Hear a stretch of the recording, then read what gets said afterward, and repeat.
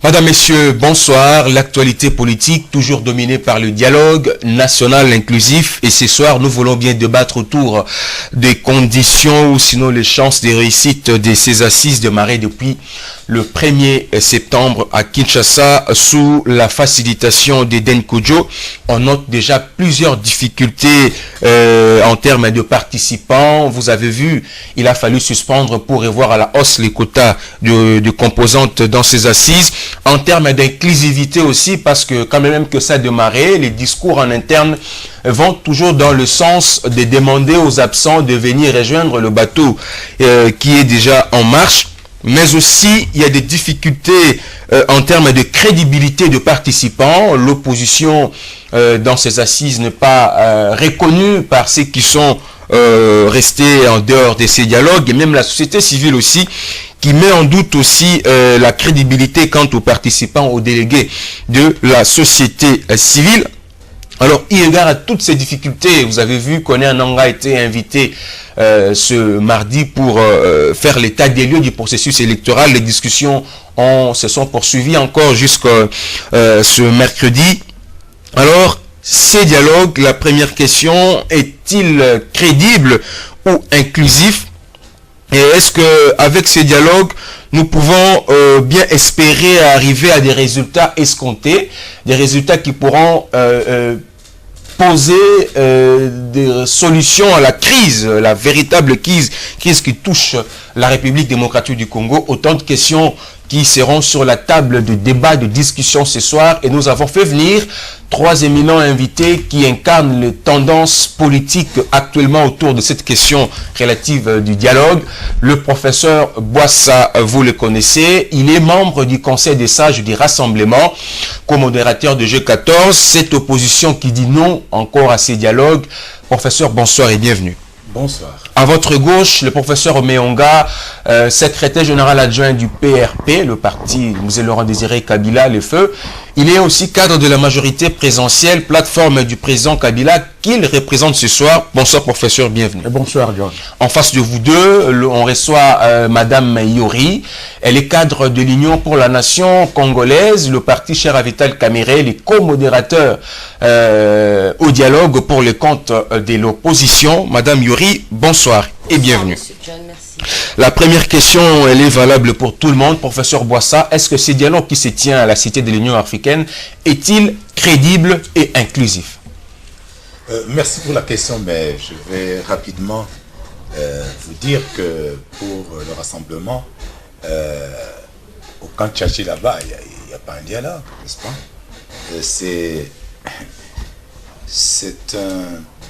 C'est une réunion politique monolithique de la famille politique du président Kabila. Ça, c'est le premier point. Le deuxième point, pour parler des absents, il n'y a pas d'absents. Parce que nous ne sommes pas absents à cette réunion-là. Parce que nous n'avons rien à voir avec cette réunion. Donc nous ne sommes pas absents. Nous sommes là où nous sommes, dans l'espace politique congolais, mais nous ne sommes pas absents à ce monologue qui se déroule au camp Tchachi. Enfin, est-ce que c'est crédible? Je ne sais pas.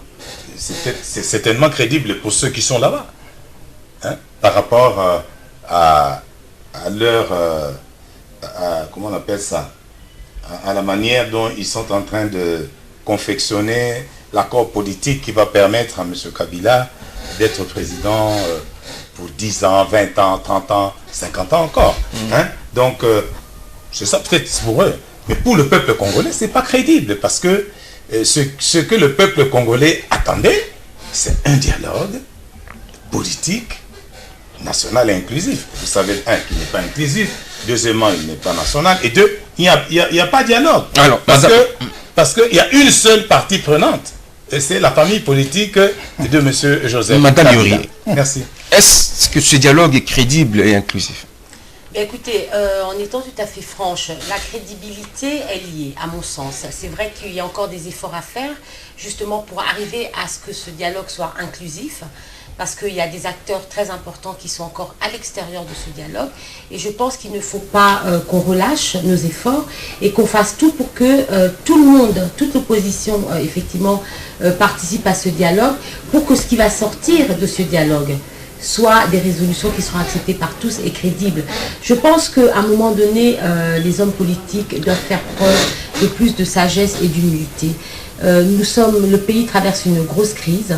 Le professeur Boissa parle de ce dialogue comme étant un monologue, mais nous n'allons pas tomber dans ces dérives-là. Nous allons continuer à les considérer comme des partenaires et espérer qu'ils vont rejoindre le dialogue, parce que c'est ça le plus important pour sauver la République en cet instant. Professeur Omeonga, est-ce que ces dialogues qui se passent au Kanchachi, c'est un monologue, comme l'a dit le professeur Boissa? Est-ce que la crédibilité de ces dialogues n'est pas remarquable parce que, comme le professeur Boissa l'a dit, ça ne concerne pas le peuple congolais? Oui, je pense que au niveau de la crédibilité, il faut le savoir que le dialogue a été quand même construit par une ordonnance présidentielle par rapport à la Constitution. Et des deux, il a été supplié par une résolution 2277. Déjà, quand même, enfin, il y a un consensus interne et un consensus extérieur. Donc, ça c'est sa création, son initiation.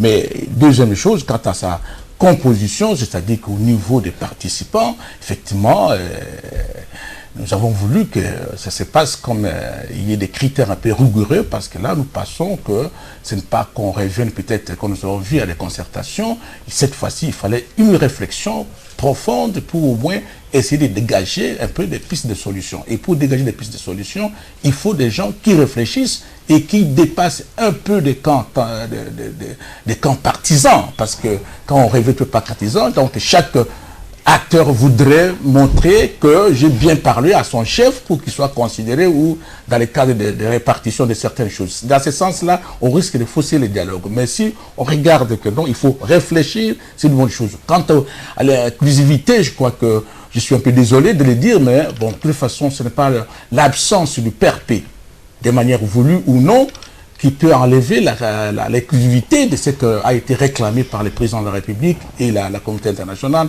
Et je crois que c'est aussi un regret que le PRP, effectivement, c'était un parti historique et national qui a quand même fourni des acteurs importants. Et c'est aujourd'hui nous parlons de ce dialogue, c'est qu'il y a quelqu'un qui a versé son sang. Et vous le savez, Moussa a perdu son sang. Et ce n'est pas aujourd'hui seulement qu'on pourrait dire que le PRP n'est plus un parti important. Vous n'avez pas un délégué non, jusqu'à présent, je crois que... au dialogue? Non, nous n'avons pas un délégué au dialogue jusqu'à présent. Je crois que les gens qui peuvent vous donner des raisons, ce sont les responsables de la majorité. Mais j'insiste que ce n'est pas pour autant que nous ne soutenons pas, le PRP soutient les gens qui sont au dialogue, nos camarades qui sont là, et nous leur demandons de faire tout de manière que ces dialogues réussissent. Mais nous sommes toujours, depuis 2001, nous sommes toujours derrière les chefs de l'État, et nous pensons que les gens qui sont là, ils doivent voir l'intérêt national, et ce n'est pas n'enlève pas l'exclusivité, même si le PRP n'est pas là. À la différence du PRP, qui, malgré qu'il ne soit pas là, mais il soutient quand même, c'est ceux qui sont là, la majorité. Mais à l'opposition, le rassemblement, vous n'êtes pas là, mais vous ne reconnaissez même pas le statut d'opposant à ceux qui vous représentent dans ces dialogues. Ma question, elle est la suivante. Le professeur a évoqué l'ordonnance présidentielle. Est-ce que le dialogue qui se tient à la Cité de l'Union africaine, est-ce le dialogue selon la résolution 2277 ou un dialogue selon l'ordonnance présidentielle? Non. À votre avis? Non. Excusez-moi. Je vais d'abord remercier Madame Yori pour son intervention brillante. Je voudrais seulement lui dire que je suis heureux de voir que pour elle, cette réunion-là va prendre des résolutions. Et nous, au rassemblement, nous sommes pour une rencontre avec la famille politique du chef de l'État où on prend des décisions, hein, et pas une rencontre où on prend des résolutions que va examiner M. Kabila, parce que la fois passée, quand il a convoqué les concertations politiques sur 700 résolutions, bon, il n'en suit que 2 ou 3, hein, après 2 ans. Donc, nous, on ne veut pas les perdre de temps, premièrement. Deuxièmement, je suis très heureux de l'intervention du prof, qui est mon collègue, parce que parce qu'il reconnaît que la réunion là, qui a au camp Tchatchi, a été convoquée sur base de l'ordonnance de M. Joseph Kabila. Et nous refusons cette ordonnance-là pour des raisons que nous avons déjà données à l'opinion, que nous refusons d'entrer dans un processus de concertation nationale bis, où des gens se réunissent pour prendre des perdièmes, et à la fin, on va avaliser un accord politique par lequel M. Joseph Kabila va rester au pouvoir définitivement. Donc, ça c'est une chose. Maintenant, vous m'avez posé une question. Si l'opposition est représentée là-bas, c'est ça votre question? Quelle est votre question? Ma question était par rapport au dialogue, la nature du dialogue. Ce qui se tient. Mais il n'y a pas de dialogue, il y a monologue. Je répète qu'il y a monologue. Donc pour nous, cette rencontre-là, c'est un monologue. Le dialogue, c'est celui qui interviendra lorsque la famille politique du président Kabila acceptera de qu'est-ce que vous reprochez à l'opposition? Qu'est-ce que vous reprochez à l'opposition qui est présent au dialogue sous Vital Kamerhe, disons-le ouvertement? Alors, bon, là, vous mettez un peu en difficulté, mais vous voulez que je vous dise ce que je pense, notamment de la présidente de M. Vital Kamerhe là-bas. D'abord, vous savez que M. Vital Kamerhe a refusé, il était à Bruxelles, de venir à la conférence de Genval, où ces deux secrétaires généraux étaient là. Et des deux, nous avons finalement compris qu'il est candidat Premier ministre de M. Joseph Kabila à l'issue de la réunion du camp Tchatchi. Mais moi, je trouve que c'est une bonne chose. Et parce que quand il le fait, il rejoint sa famille politique d'origine. Vous savez que c'est l'un des cofondateurs du PPRD. C'est un membre excessivement important, influent, très efficace. Et c'est lui qui a fait élire M. Kabila en 2006. Vous savez, il a beaucoup travaillé. Et il a été un très grand président de l'Assemblée nationale, adulé par nous tous. Et puis il a été chassé comme ça, comme un chien. Et maintenant, il est rattrapé par sa famille politique. Moi, je trouve que c'est bon pour lui. Il doit vraiment terminer le mandat de M. Joseph Kabila en beauté, en étant à côté de lui. Ce qu'il fait n'engage pas l'opposition. Oui, non, je le félicite. Mais il a rejoint la famille politique d'où il venait. Où est le problème? Vraiment, je le critique. Mais pourquoi vous avez rejeté la main qu'il vous a tendue pour vous ramener à la table? Mais parce qu'il n'est pas avec nous. Mais s'il était avec nous, et s'il était des nôtres, mais nous aurions déjà causé. Mais puisqu'il n'est plus des nôtres, mais nous n'avons rien à nous dire. Madame, quelle est votre réaction par rapport à ce que le professeur Boissa vient de dire? Parce que c'est de là aussi où se joue la crédibilité même de ces dialogues. Vous avez la parole. Je suis un peu étonnée d'entendre le professeur Boissa qui dit d'une part estimer que ce dialogue est un monologue et demander d'autre part une discussion avec Joseph Kabila où il estime que le rassemblement, donc l'UDPS, le G7 et Joseph Kabila pourront échanger. Alors, d'une part, il estime que c'est un monologue, mais d'autre part, il accepte quand même d'en venir à négocier avec Joseph Kabila, ce que nous sommes en train de faire, à moins que cela ne soit qu'un rêve, mais c'est ce que nous sommes en train de faire actuellement au camp Tchatchi. On est en train de discuter avec la majorité pour essayer de trouver des solutions pour sortir justement le pays de la crise. Donc quand il dit ça, ça porte un peu à confusion et finalement ceux qui nous suivent devraient se poser la question, mais qu'est-ce que recherche exactement le rassemblement? Est-ce que le rassemblement estime être la seule composante aujourd'hui politique venant de l'opposition? Est-ce que être de l'opposition est seulement quelque chose qui est accordé au rassemblement, au G7? On est tout à fait d'accord que l'UDPS, M. Etienne Tshisekedi, est un grand opposant, c'est le père de la démocratie, mais à un moment donné, je pense que le rassemblement doit aussi pouvoir respecter ses adversaires et accepter que l'UNC est certes rentré dans le dialogue qu'ils avaient accepté. Il dit que M. Vital Kamerhe n'a pas été aux résolutions de Genval. Effectivement, M. Vital n'a pas été parce qu'il avait probablement d'autres choses à faire. Mais ils disent aussi que M. Ewanga et M. Claudel Lubaya étaient là-bas. Fallait-il uniquement la présence de M. Vital Kamerhe?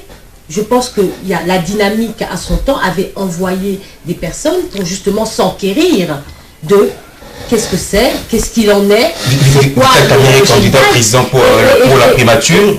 Ça c'est ce que le rassemblement dit à ce stade, et je crois que vous le savez aussi bien que moi. Aujourd'hui, les discussions qui ont eu au niveau du dialogue concernaient les élections, l'organisation des élections, et je pense que monsieur Nanga a été justement pour pouvoir faire les propositions que lui estime être possibles. Il y a 3 options, mais je pense que on en parlera. Mais est-ce que ces dialogues que vous copilotez, permettez-moi l'expression, c'est selon l'ordonnance présidentielle ou la résolution des conseils de sécurité les 2277? Le professeur voit ça. Donc, quand il parle de l'ordonnance présidentielle, c'est effectivement l'ordonnance présidentielle qui nomme M. Eden Kodjo. C'est pas ça. Qui nomme... c'est l'ordonnance qui convoque le dialogue. Qui convoque le dialogue, mais avec un soubassement, comme a dit le professeur Omeonga, la résolution 2277, ou sinon vous n'auriez pas le panel qui est présent à l'instant.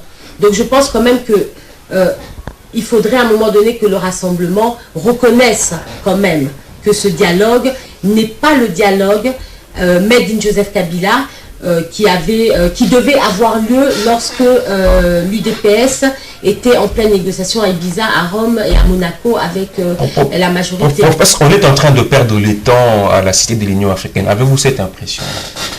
Non, mais je suis très content avec l'intervention de mon collègue, parce que lui, c'est un vétéran de la politique congolaise, on ne peut pas s'en douter. Mais ce que je voulais dire tout simplement que il sait très bien que quand ce dialogue a été de parler de ce dialogue, l'objet n'était pas qu'on voulait parler de glissement ou du mandat du président Kabila, c'était tout simplement pour qu'il y ait des élections apaisées. Raison pour laquelle, pour qu'il y ait des élections apaisées, il fallait faire des pré-négociations, et je crois qu'il est au courant que nous sommes partis en Italie, pour qu'on négocie avec le réalisme politique, c'est-à-dire que quelqu'un qui a des assises aussi politique sur l'opinion publique. Donc on l'a négocié, et en négociant, je crois que sur table, et je crois qu'il est membre du conseil, c'est sur table de pré-négociation, il n'avait pas les problèmes de mandat du président Kabila. Je crois qu'il y avait les problèmes des élections. Donc le dialogue qui se passe sur les 20, ce n'est pas vraiment du passe-temps, mais c'est que je voulais dire que tout simplement que je n'ai pas voulu, moi, en tant que professeur, que actuellement qu'on devait parler encore de divergences entre nous sur le plateau de la télévision au niveau des dialogues. Je crois que le comité préparatoire devait nous arranger déjà avant que le docteur, le professeur et moi et madame, qu'on savait déjà être... Est-ce que vous comprenez l'attitude du rassemblement? J'arrive. Autant de rencontres que vous avez vues ensemble, Kodjo a même dénoncé, il a parlé d'un document qu'il aurait signé avec le rassemblement à l'hôtel Raphaël à Paris. Kodjo l'a dit. Vous comprenez leur attitude aujourd'hui? Nous avons aussi applaudi quand le Tchénistique est arrivé ici parce qu'il venait participer dans ce dialogue. Donc le problème qui s'est embrouillé un peu c'est au niveau de ce paquet de préalables. Vous voyez ça, au niveau de ces paquets préalables, on avait pensé que les comités préparés devaient faire ça. Il y a eu des résolutions, mais eux, ils ont trouvé que c'était insuffisant. Alors moi, je ne sais pas si maintenant, comme on dit les trains démarrés, je pense que nous avons encore tout le temps de revenir, tout le temps de commencer toujours à faire un effort de négociation, comme nous parlons dans notre jargon, de diplomatie des couloirs, pour que, comme Kodjo lui-même dit, des gros poissons soient dans ce dialogue. Ce n'est pas mon langage à moi, c'est le langage des facilitateurs, et il soit comme ça. Et nous avons apprécié les discours, nous de la majorité, je pense que le professeur Omeonga, les discours de Cameroun qui disaient qu'il faut faire trêve, justement, pour au moins 2-3 jours, pour qu'on essaie de ravener tout le monde. Parce qu'actuellement, vous comprenez déjà que... Ça n'a pas produit de résultats. Non, vous comprenez maintenant, aujourd'hui, si par exemple, il y a des résolutions dans les dialogues, ces dialogues ici, mais mon collègue, lui, il s'en fout de ça. Or que nous voulons... tout le monde soit concerné. Mais est-ce que cela ne va pas nous amener à un autre dialogue encore? Mais ça, je ne sais pas, mais vous comprenez que pour l'instant, si c'est des dialogues s'est terminé avec des positions comme ça, divergentes, on n'aurait pas vraiment vider tous les problèmes qui concernent ces pays où nous mêmes aux élections. Alors, parce que nous organisons les élections maintenant, mon collègue va dire, mais les élections, ça ne me concerne pas. Or, il a un électorat important. Moi, je pense que au niveau des gens qui vont participer, il faut toujours avoir un esprit d'un réalisme politique. Ça, c'est très important. Je parle en tant que professeur, un réalisme politique, c'est-à-dire que voir comme on dit en sciences politiques, gérer le pays en fonction des réalités en face, les réalités sociales et politiques. Il faut, je vous dis, je termine parce que vous êtes très bon. Rapidement. Moi, j'ai fait une thèse à Paris sur la radioscopie de la diplomatie, par exemple, la Deuxième République. Et c'était dit quoi là-bas, et on m'a donné, sur le plan politique, on avait coupé le président Mobutu avec la réalité sociale et politique en bas. Tout le monde lui disait que Tout allait bien. tout le monde allait bien, et le président a été surpris par la réaction et l'arrivée nous sommes arrivés vraiment ici facilement. Et l'acceptation en fait de cette arrivée. Alors, Affectation par le peuple. Voilà. Malgré votre... bon, vous avez refusé qu'on dise que vous êtes absent à ces dialogues. Non, nous ne sommes pas absents, nous ne sommes pas Vous concernés. n'êtes pas concernés. Mais, Merci beaucoup. Mais alors, je vous en prie. Vous suivez quand même, au moins, ce qui se passe là-bas, parce que ça vous concerne aussi indirectement. Nanga a été écouté hier par le délégué au dialogue. Il était question de faire un état des lieux du processus électoral. Il est revenu même le mercredi. Il a proposé ce qui pouvait être possible, mais il estime qu'il faudrait absolument que nous puissions réviser le fichier électoral pour avoir une liste, un fichier fiable pour des élections crédibles et apaisées. Vous pensez que c'est ce qu'il faut pour éviter les chaos après ces élections? Madame, Monsieur le journaliste, mais je vous dis que le rassemblement n'a aucun avis à donner. Mais qui pense le rassemblement sur le processus électoral? Attendez, non. Le rassemblement n'a rien à voir avec l'intervention de M. Nanga là-bas à la réunion de la mouvance présidentielle. Rien du tout. Pourquoi? Vous savez, d'abord, nous ne nous sommes jamais prononcés même sur l'élection de M. Nanga dans cette CENI-là. Deuxièmement, pour nous, quand nous avons eu des contacts préliminaires avec la majorité présidentielle, et eux et nous avions dit que la question de la CENI et de la Cour constitutionnelle serait débattue, tout au moins la composition, etc., serait débattue au dialogue entre les deux familles politiques. C'est ce que les autres font. C'est ce que les autres font. Mais puisque nous ne sommes pas là, non, je t'ai dit, c'était convenu avec nous, les autres n'étaient pas là, s'il vous plaît. Eh bien, nous disons que bon, mais M. Nanga s'était déjà exprimé depuis longtemps. Pour lui, les délais constitutionnels, ce n'est pas son problème. Mais quelle est votre position? La position du rassemblement s'agissant du processus électoral? Nous avons déjà dit que nous devons nous assumer. Ça va? Nous devons nous assumer, les acteurs politiques. Pendant 5 ans, le pouvoir aurait dû préparer les élections. Et ils l'ont fait. Le Parlement l'a fait. Ils ont voté le budget de la CENI chaque année. Plus de 200 millions de dollars. La CENI n'a rien reçu. Et on arrive maintenant, on doit vous dire, il n'y a pas d'argent. Où est parti cet argent? Est-ce qu'on a posé cette question? Est-ce que hier, cette matière a été débattue de cette façon-là? Pour voir que nous sommes dans un monologue. On doit établir les responsabilités. Pourquoi l'élection? Pourquoi M. Nanga, ça ne va pas, non? C'est un grand expert des élections. Est-ce que le dialogue, mais pour vous, c'est mais pourquoi il dit pas non? C'est un moment pour trouver des solutions aux problèmes, pour chercher des sanctions. Commençons par le commencement. Pourquoi on ne peut pas organiser les élections présidentielles et législatives en 2016? Pourquoi? Parce qu'il n'y a pas d'argent. Bien. Deuxième question. Pourquoi il n'y a pas d'argent? Parce qu'on a détourné cet argent. Troisième question. Qui a détourné cet argent? Bonne interrogation. Et qui va sanctionner? Bonne interrogation. C'est ça. Mais est-ce que toutes ces questions posées par... Vous m'avez demandé ce que je pense. Laissez-moi m'exprimer. Soit nous disons que ce qu'on fait là-bas, ça ne nous regarde pas. Nous allons traiter de ça avec la famille politique de M. Kabila quand nous serons face à face. Parce que nous savons que ce jour-là arrivera. Le jour où nous allons discuter avec la famille politique de M. Kabila, à laquelle appartient mon collègue Omeonga, nous allons débattre notamment de la CENI. Mais la CENI, il ne peut pas venir dire comme ça qu'on va faire les élections dans 10 ans. Un instant. Il ne peut pas venir dire qu'on va faire les élections dans 10 ans. C'est quoi ça? Je vous reprends. Pourquoi? Madame, je dis ça. Non. Professeur, je vais terminer. Je vous ai donné accordé assez de temps. Dès qu'on dépasse le 19 décembre, on viole le pacte républicain de Saint-Cyr. Madame Yuri, on viole la Constitution. Est-ce que toutes on doit violer ça? Est-ce que toutes ces préoccupations soulevées par les professeurs tout à l'heure, même qui portent les rassemblements, avez-vous posé ces problèmes-là hier et avant-hier quand Nanga est passé discuter avec le délégué au dialogue? Écoutez, M. Vital Kamerhe a été bien clair. Sommes-nous là pour chercher à donner des sanctions, ou bien nous sommes là, le temps est contre nous. Nous sommes là, toutes les interrogations que se pose le professeur Boissa, nous les posons aussi, tous les jours. On a posé ça là-bas. On se pose ces questions-là, effectivement, pourquoi les élections n'ont pas été organisées, quelle est la responsabilité, quels sont les responsables. Est-ce que ça a été dit hier là-bas? Effectivement, on attend des réponses.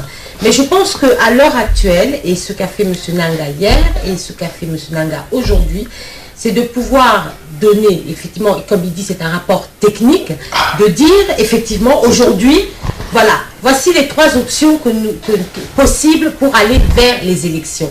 Puisque c'est cela le nœud du problème. Le nœud du problème, c'est de dire, nous devions organiser les élections en 2016 et nous sommes incapables de le faire. Parce qu'aujourd'hui, tout le monde sait, et plus personne ne peut se voiler la face, qu'au 19 septembre, il n'y aura pas convocation des élections. Maintenant, les acteurs politiques disent, s'il n'y a pas élection, qu'est-ce qu'on fait? Donc, c'est comme ça que, on décide d'aller au dialogue, selon la résolution 2277, malgré que ce dialogue a été, comme l'a dit M. le professeur Boissa, convoqué par le chef de l'État, mais il y a la résolution 2277, comme sous-bassement, qui nous donne quand même des gages, des assurances que les résolutions qui vont sortir de là ne seront pas concertation bis. Alors aujourd'hui, M. Nanga vient, vous explique, voilà, il y a 3 options. Vous, politiciens, qu'est-ce que vous choisissez en âme et conscience? Qu'avez-vous choisi des propositions faites par Nanga? Alors, écoutez, les discussions sont encore en cours. Je pense qu'aujourd'hui, ils ne sont pas encore arrivés parce que je n'ai pas suivi l'actualité, mais je ne sais pas, je ne pense pas que le choix a été arrêté. Mais de part, quelle est la position de l'UNC ou de l'opposition sous Vital Kamerhe au dialogue, s'agissant de la question du processus électoral? Le processus électoral pour nous, puisque nous avons décrié qu'en 2006 et en 2011, il y a eu énormément de revendications suite aux élections. Tout le monde veut que le processus soit crédible, transparent. Alors aujourd'hui, on peut décider d'aller aux élections avec le fichier actuel, mais sera-t-il crédible puisque près de 17 millions de nouveaux électeurs ne sont pas inscrits? Bon, si on décide d'aller sur une élection partielle, ça revient en fait à dire autant que tous les électeurs pas encore inscrits puissent s'inscrire. Donc, d'après ce que Nanga a donné comme proposition aujourd'hui, je pense que dans l'option 3, on parle plus ou moins de 16 mois. Donc, et ça va faire partie d'un consensus des personnes qui sont au dialogue et qui vont pouvoir décider quelle est la meilleure option à lever. Faut-il des sanctions ou des solutions pendant ces dialogues? Non, avant que j'arrive à répondre à votre question, je voulais donner un peu de précision. Bien que le PRP n'a jamais participé dans la gestion de ce pays, du gouvernement, mais nous sommes solidaires, le PRP quand même solidaire avec ce gouvernement, et je pense que le gouvernement a donné aussi des réponses à ce que mon collègue Boissa se demande. La première chose, je pense que bien qu'il y ait eu l'organisation des élections, mais le gouvernement avait d'autres priorités aussi. D'autres priorités. Il y avait aussi la guerre, il y avait beaucoup de choses. Oui, il y avait la guerre à l'Est, mon collègue, soit comme ça. Deuxième chose, il y avait aussi le problème de crise internationale monétaire. Donc autant de contingences qui avaient le bâtiment intelligent. Non, laisse-moi. Autant de contingences qui étaient aussi des priorités par rapport aux élections, parce que même mais si ces gens... Mais devez, professeur, ne pas enlever, parce que là, on parle de la Constitution, l'organisation des élections. Je pense que la majorité doit se reconnaître les guerres, la baisse des trucs. J'ai eu le temps de... Je n'ai pas encore fini. Il n'a même pas... Non, j'ai écouté. On ne peut pas dire aujourd'hui... Les étudiants vont se fâcher. Non, les étudiants vont pas... Voilà, nous n'avons pas organisé les élections. Madame, je veux plus mon temps. Votre raison n'est pas fondée. Non, c'est incroyable. Vous êtes responsable du mais madame, partagez votre avis. Quatre, je vais répondre. J'ai dit tout simplement. Il faut me suivre. J'ai dit, même le PRP n'est pas dans la gestion du gouvernement, mais je suis quand même solidaire à ce que le gouvernement a dit parce que je suis de la majorité présidentielle. Donc vous avez participé à la dilapidation de 1 milliard de dollars. Ça dit que s'il vous plaît, ça dit que le PRP, s'il était dans le gouvernement, pouvait donner un avis peut-être scientifique. On n'avait pas cette possibilité-là. Mais quand même, nous sommes solidaires. Ce n'est pas une excuse parce que s'il vous plaît, je suis de la majorité, raison pour laquelle je vous donne les réponses de la majorité. Mais il n'y en avait pas? Non, comment il n'y en avait pas? Je vous ai donné, vous avez dit que c'est ridicule. La majorité a donné les réponses. Alors, je vous ai dit, vous avez professeur, pourquoi refusez-vous d'assumer cette responsabilité? Non, je dis, non, 1 milliard de dollars. Non, on ne dit pas qu'on n'assume pas. Mais on vous donne des réponses que vous récusez. Où est parti cet argent? Deuxième chose, deuxième point, j'étais d'accord avec M. Nanga qui a donné 3 choix. Mais heureusement, c'est que moi je pense qu'un professeur Nanga, c'était très intelligent de sa part de dire que non, ces choix-là doivent être quand même assumés par le politique. Tout à fait. Ça, c'est vraiment responsable. Ça dit, oui, parce qu'à Sen City, l'État Sen City, ce sont des discussions des hommes politiques, ce sont des acteurs politiques qui ont décidé et qu'on a coulé à des dispositions juridiques. Aujourd'hui, Nanga, si vous décidez, si nous discutons avec les rassemblements et que nous émettons des principes, c'est ce que ces principes-là que nous avons donné à Nanga, qui dit qu'il va couler ça à des dispositions juridiques. Et troisième, la CENI est le seul responsable. Non, l'organisation des élections. Non, ça c'est la technicité. Lisez la Constitution. S'il vous plaît, je termine mon propos. L'unique organe qui gère les élections, c'est la CENI. Là, on ne se comprend pas. Là, on ne se comprend pas. Mais il y a beaucoup de choses qui ne se trouvent pas dans la Constitution. Non, pas ça, comme madame. le dialogue que vous voulez avoir avec la majorité. Je sais, mais nous savons. Mais ça ne se trouve pas dans la Constitution. Veuillez conclure. Non, j'ai terminé, madame. J'ai terminé à 10 ans. Éclairez-nous. Est-ce que vous me permettez, promettez au professeur de conclure? Moi, je crois que je vous accorde une minute. Oui, merci beaucoup. Donnez-nous encore 5 minutes. Non, je lui donne les raisons pour sont partis les 1 milliard qui devait servir à organiser les élections. Continuez. Allez, vous avez une minute. Donnez-lui 5 minutes. Je disais ici que j'avais apprécié la réponse de M. Nanga sur le choix que le politique devait décider pour les organisations des élections. Parce que lui, c'est un organe technique, je voulais dire. C'est-à-dire que la CENI est l'émanation politique de l'Assemblée nationale. C'est ça. Et que technicité, on ne dit pas que c'est de sa compétence. Ce sont les experts et les techniciens. Je suis d'accord. Mais quand on est sur le plan politique, il ne s'est pas créé comme ça. Non. Raison pour laquelle sa plénière est composée par des acteurs politiques. Voilà. Le troisième, je termine en disant que non. Ici, le dialogue qui est actuellement, on ne peut plus revenir pour des histoires que non, pourquoi les élections n'ont pas été tenues, soit comme ça. S'il vous plaît, nous sommes maintenant devant une situation où les élections ne seront pas organisées dans les délais constitutionnels, monsieur le professeur Boissa. Alors, comment pouvons-nous faire pour que le pays ne coule pas dans la violence, ou le pays, comme le professeur menacé? Alors voilà ce que dit, le dialogue n'est pas inutile pour l'instant. C'est très important, et on ne peut pas revenir à construire des histoires, de l'historique, des responsabilités. Qu'est-ce qu'on doit faire maintenant pour sauver le pays vis-à-vis de certains professeurs? Je crois que c'est ça. Quelle option faut-il lever parce qu'il n'y a pas élection dans le délai et les responsabilités, ça peut être allez-y, professeur. Nous deux là, nous avons une responsabilité historique face à nos étudiants, face à nos anciens étudiants, face à nos enfants. Oui. Et nous ne pouvons pas venir dire n'importe quoi ici. Oui. Professeur, chers collègues. Oui. Mais comment vous pouvez me dire ici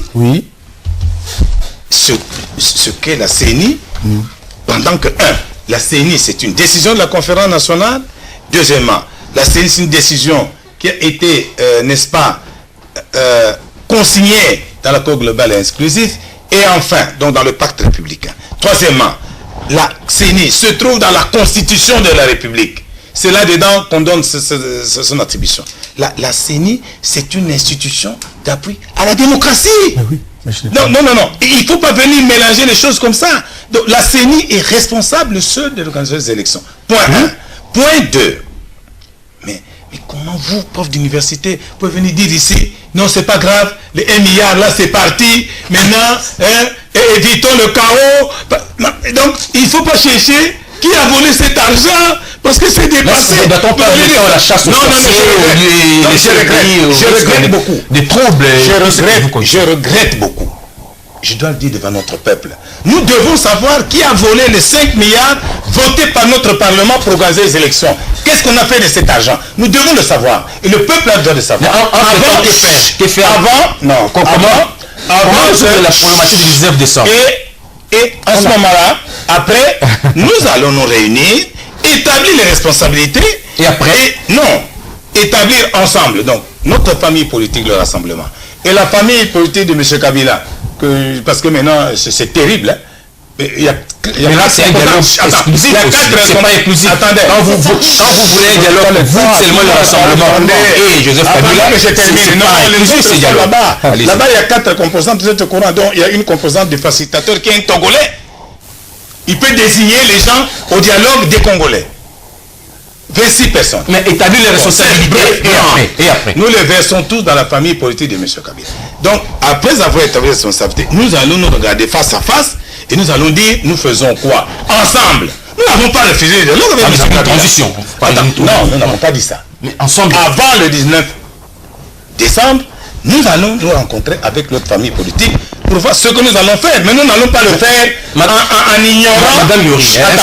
Nous n'allons pas le faire en ignorant qu'il y a des gens, des individus, des institutions qui ont détourné $1 milliard de la population. Madame Yori, est-ce que qui devait servir à est-ce que vous pensez vraiment que ces dialogues professeur permettez qui devait servir, je n'ai pas terminé. Je vais vous accorder la parole. Je vais vous accorder la parole. Soyez religieux, professeur. Non, sinon je suis désolé, professeur. Est-ce que je peux terminer? Une seconde. Professeur, allez-y. Il dit qu'il devait servir à ne pas violer le pacte républicain et la constitution de la République qui a été, n'est-ce pas, voté par l'ensemble du peuple congolais.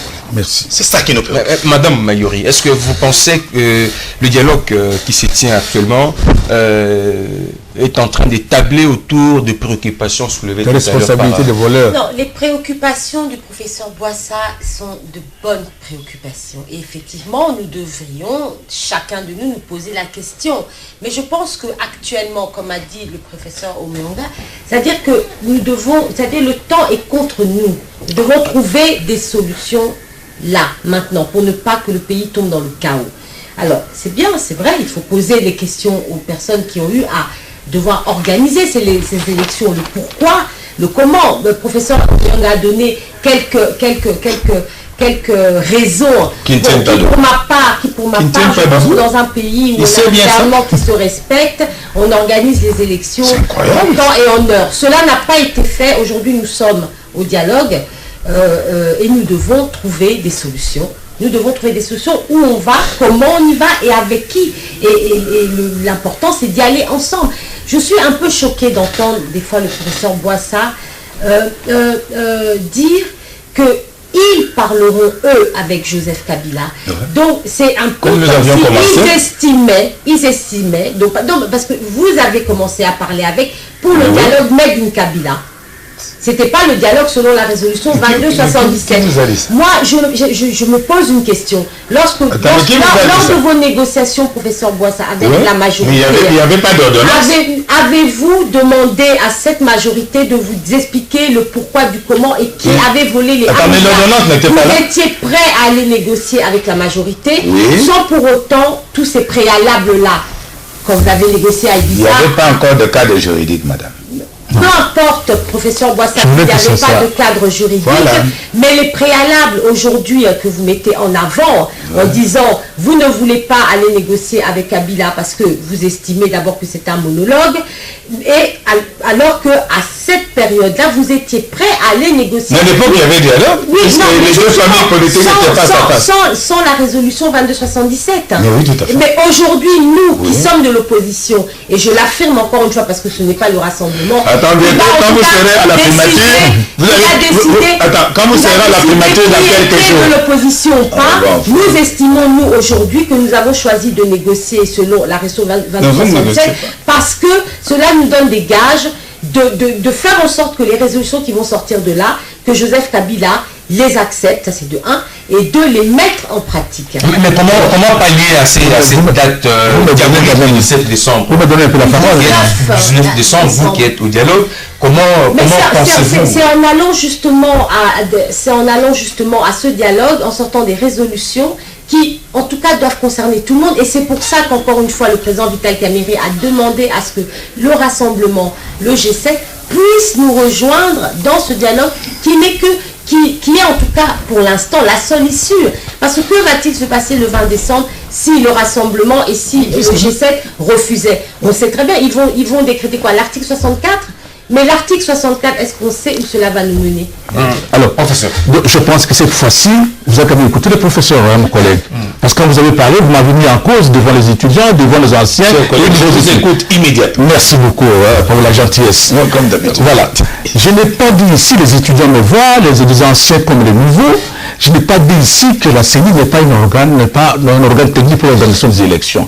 J'ai dit tout simplement. Institut d'appui à la démocratie, c'est-à-dire chargé des élections. Nous sommes d'accord. Nous sommes d'accord. Je n'ai pas dit organe technique. Non, mais c'est un organe technique d'appui. Bon, si vous voulez, j'enlève la technicité. Merci. Je suis d'accord avec l'appui à la technicité. Mais sinon, c'est la technicité, l'expertise là-bas. Mais je voulais dire ceci. La matière est politique. Si il n'était pas émanation de la politique, je ne vois pas M. Nanga dire devant les gens qui sont au dialogue que le choix que j'ai proposé, que les solutions doivent venir des politiques. C'est quand même intelligent et c'est quand même normal. Parce que je voulais t'assister. Non, il a dit que moi je suis un technicien. Voici, je vous propose. Maintenant, dans votre consensus, dans votre compromis politique, quel est le choix que vous appréciez parmi les trois pour que j'adopte? Parce que moi je viens que de là, de l'émanation de vous. Je crois que là, quand même intelligent pour le professeur. Vous n'allez pas me mettre en cause pour ça, mon collègue. Est-ce que moi j'ai refusé ça? Non, mais je ne sais pas ce que vous avez refusé. Non, je n'ai pas refusé ça. Deuxième chose. Ce que j'ai refusé, c'est que tu refuses je contrôler l'argent. Je reviens pour les milliards. Je reviens pour les milliards, mon frère. Mon collègue. Je reviens pour les milliards. Je vous dis simplement que est-ce que maintenant, au moment où nous cherchons la solution pour qu'il n'y ait pas les chaos dans ces pays, où vous ne voulez pas assister dans les dialogues, où nous voulons que vous assistez parce que vous êtes des gros poissons. Non, mais s'il vous plaît. Vous avez refusé. Alors, les milliards ici, je parle maintenant, c'est de l'opportunité. Est-ce que maintenant c'est important qu'on parle des gens qui ont volé, ou c'est après, quand vous serez avec nous dans le gouvernement de l'Union nationale, que vous voulez? C'est à ce moment que vous allez chercher les gens qui ont pillé pour les mettre en prison pour que ça ne se passe plus. On cherche le gouvernement de l'Union nationale. Question posée au professeur Luzo Lobambi, notre collègue. Je vais terminer, professeur. Oui, en disant que non. C'est au moment où il y a un compromis politique, mon frère. Il y a un compromis politique. Si par exemple il y a un gouvernement responsable, les gouvernements doivent suivre les gens qui ont pillé ces pays. Vous savez que Mouzé, dans les partis dans lesquels moi j'appartiens, que vous connaissez très bien, pauvre Mouzé, lui, son combat c'était de ne pas d'avoir tout le monde qui pille en prison. Alors, professeur, je vois que je ne suis pas mis en cause de votre mal en patience. Au moment porté, on fera la chasse aux voleurs. Ils ne vont pas fric, trouvons la bonne solution qui se pose. Mais on va terminer avec cette dernière question. On termine avec cette dernière question. Vital Kamerhe a dit a fait deux options et il demande aux uns aux autres de choisir. Chacun de vous pourra choisir comme il veut, comme il attend. Soit nous commençons par la guerre pour dialoguer après, ou on commence par les dialogues pour éviter la guerre. Qu'est-ce que vous choisissez, professeur? On va terminer par là. Je n'ai pas envie de commenter le discours de M. Kamerhe. Il n'y a même pas de raison, parce qu'il n'est plus dans ma famille politique. Mais c'est l'attitude que vous avez. Je n'ai pas envie. Je vous dis que je refuse de commenter le discours de mon ami Vital Kamerhe, que je connais très bien. Vous pensez qu'il a raison? Que je respecte aussi très bien. Vous pensez qu'il a raison? Et qui a traversé la frontière. Donc ce qu'il dit ne me concerne pas. Madame Yuri, sans aucun doute, je pense que c'est très sage de la part de M. Vital Kamerhe de dire, parce que c'est vrai, de toute façon, si aujourd'hui on ne va pas au dialogue et que l'article 64 est une option pour le rassemblement, et je doute même fort que ce soit réellement une option, parce qu'en fait, il y a beaucoup de surenchères, mais admettons qu'il non, il n'y a pas de surenchère, madame, retirez ce que vous avez dit. Nous ne faisons pas de surenchère. Écoutez, nous parlons pour le peuple congolais, vous aussi. Bien, tout à fait. Donc, à aucun moment, moi, j'ai dit qu'il y a surenchère. Non, tout à fait, professeur Boissa, mais je pense que les politiques aujourd'hui font énormément de surenchère. Je ne vous ai pas cité nommément, mais je pense que la politique au Congo aujourd'hui, c'est beaucoup de surenchère. Et en fait, on prend en otage le peuple dont on parle souvent, justement. On dit ça pour le peuple, mais est-ce que réellement les politiciens font les choses pour le peuple? Je ne suis pas toujours certaine. Donc, comme pour revenir à vous, M. John, je disais, je pense que M. Vital Kamerhe, dans toute sa sagesse, a tout à fait raison de dire, commençons par dialoguer, voyons ce que ça donne. Si on arrive à un moment donné où effectivement on se rend compte que ce dialogue n'avait pas sa place, eh bien chacun prendra ses responsabilités. Mais au moins nous aurions fait le pas vers le dialogue pour éviter le chaos. Professeur, la même question alors. Allez-y. La même question, je crois que mon collègue sait très bien pourquoi nous avons voulu, on est parti négocier à Venise, en Italie. C'était pour qu'on trouve des solutions pour qu'il n'y ait pas la guerre ou qu'il n'y ait pas un chaos dans ce pays, n'est-ce pas? Vous avez bien fait. Oui, voilà, merci beaucoup. C'est pour vous le savez, non? Oui, même si vous êtes en dehors du dialogue, de Kachachi, mais quand même... Nous sommes en dehors du monologue. Oui, non, s'il vous plaît. Mais quand même, vous acceptez que les contenus ou le budget de ce dialogue, c'était pour éviter le chaos dans ce pays, n'est-ce pas? Donc, l'objet de quoi? L'objet de ce dialogue. De ce qui se passe là-bas. Non, je dis, ce que nous avons dit à l'Italie négociation. Oui, à l'époque. Ah, merci. Et vous savez pourquoi? Non, en dehors des préalables, je dis... Tout à fait d'accord. Voilà, d'accord, merci. Oui. Alors, c'est pour dire, répondre à ce que M. Kamerhe a dit. Je pense que, pour l'instant, c'est pour revenir même à ce que j'ai dit pour l'histoire des responsabilités financières des gens qui ont pillé. Est-ce qu'il faut-il maintenant suivre ces gens au moment où nous pouvons faire autre chose, trouver des solutions, des pistes pour qu'il y ait de manière à apaiser les élections et qu'il n'y ait pas un chaos. Moi, je pense que, au lieu d'avoir la guerre, commençons par rapprocher les points de vue divergents et trouver des solutions à ces points de vue divergents pour qu'il y ait un compromis politique, parce que nous ne sommes pas maintenant dans une situation où on va avoir des conceptions juridiques. On est maintenant dans la politique, c'est-à-dire des compromis politiques.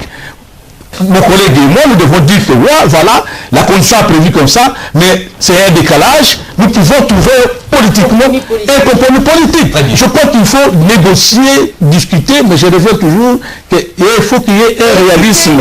Il faut un réalisme politique. Parce que moi, je suis un cours que je donne de négociations techniques, de négociations. Je vous dis que quand il y a une négociation, il faut d'abord, la flexibilité. C'est-à-dire, changer d'avis si tu comprends que l'autre a bien parlé. Considérer l'autre. Voyez-vous discuter avec mon collègue. Quand il dit que non, je vous donne raison, oui, il me donne raison parce qu'il y a l'objectivité scientifique. Oui, c'est quand il dit les préalables n'ont pas été discutés, moi je dis oui, effectivement, à principe, on devait aller jusqu'au bout des préalables. Ça veut dire qu'il faut enfin, il faut aussi qu'il y ait cette histoire qu'on appelle considérer l'autre de ce qu'il dit. Parce que ce n'est pas parce qu'il est de l'opposition, on ne peut plus écouter ce qu'il dit. On a terminé. Je pense que c'est ça. Un réalisme politique doit régner dans les esprits de tous les gens qui sont en négociation. Malheureusement, le PRP n'est pas là. Ça va être peut-être difficile, à moins que vous respectez une minute, c'est beaucoup, professeur, peut-être 20 secondes, pour que nous ne dépassons pas le technique, qu'on reste dans le temps. C'est intéressant que l'on coupe l'émission à la fin. Si chacun peut avoir ne serait-ce 20 secondes, juste un mot de conclusion et on va se séparer. Le rassemblement a un seul message à notre peuple congolais. C'est grâce au pacte républicain de Sun City que ce pays n'a pas été divisé. Et le rassemblement n'est pas prêt à sacrifier le pacte républicain fondé sur le principe suivant: 5 ans minimum, 10 ans maximum pour tout président de la République. Très bien. Madame Yuri. Moi, je terminerai tout simplement en disant que, encore une fois, que les politiques fassent preuve de sagesse, d'humilité. Ensemble, je suis persuadée qu'on peut trouver une solution parce que ce peuple qui est là, qui nous regarde, a besoin de vivre dans la paix. Et donc je pense que, et je l'espère, que le rassemblement finira par rejoindre ses partenaires de l'opposition que nous sommes, l'UNC. On termine avec le professeur. Bon, merci beaucoup, bien que le PRP n'est pas dans les dialogues, il a été exclu pour l'instant, mais je pense que nous sommes solidaires avec les membres de la majorité présidentielle qui sont au dialogue, et je les appelle que nous devons être responsables et surtout défendre notre bilan proprement pour qu'il n'y ait pas un chaos, parce que nous avons quand même intérêt à garder les acquis de la révolution. Je vous invite à vous serrer la main malgré vos divergences. Merci beaucoup. Allez, madame, félicitations. Félicitations. Mais je t'ai fait quand même, vous avez compris que quand même il y a eu une révolution dans ce pays. On a cherché cette révolution et jusqu'à présent, elle n'est pas encore arrivée. On va retrouver jeudi prochain. Elle n'est pas encore arrivée. Portez-vous bien, Papillon Ndeke, Guy Kotiete à la réalisation. Dans l'occupation. Elle arrive, la révolution. Oh, quelle affaire. Nous acquis de la révolution du 17 mai, la démocratie. Oh là là, l'arrivée de La démocratie. Là, tu commences à dire que je n'ai rien dit. L'arrivée des Rwandais ici.